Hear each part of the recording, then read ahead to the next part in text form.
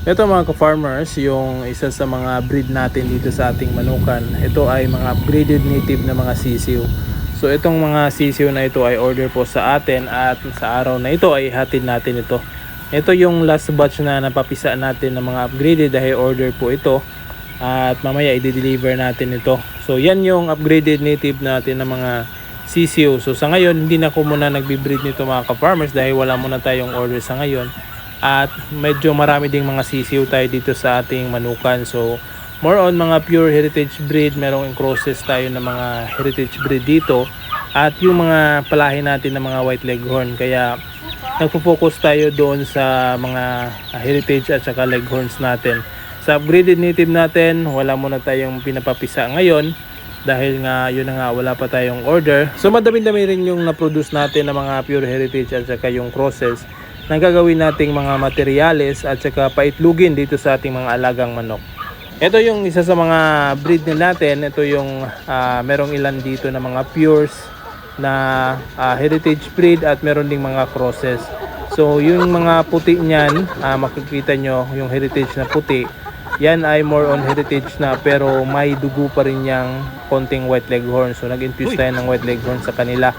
Dahil gusto natin yung kanilang pangingitlog dahil maganda yung naging resulta noong nagbe-breed ako nito noon.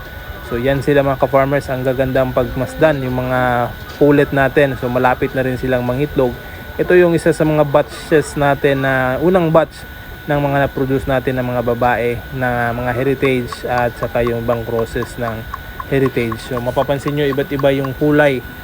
So mapapansin nyo meron din mga itim, hindi po yan black australorp, yan po ay crosses ng Rhode Island Red at saka Bardrack. At itong mga Bardrack dyan, yung bulik, yan yung mga pure natin na mga bulik.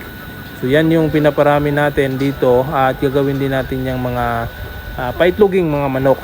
At meron din itong mga dalawa pang batches na nakasunod na mga babae rin na sineseparate na natin sila. Yung mga lalaki nito hindi na tayo nagtira dahil meron pa naman tayong mga roosters. So mabibreed, mabilis lang nating mabibreed ito.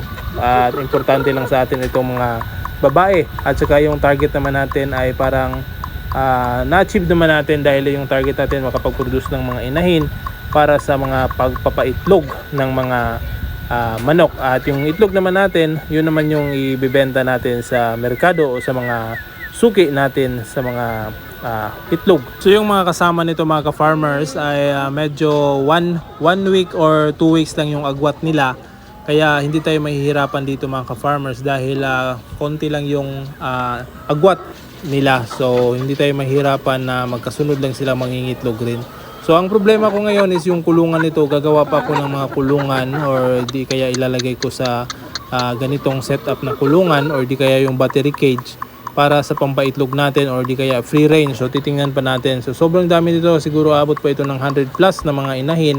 Hindi pa kasali yung mga white leghorn natin. So yun yung mga white leghorn, gagawin din nating mga breeders yun. Alright, so hanggang dito na lang mga ka-farmers. See you in my next vlog at happy farming! Woo!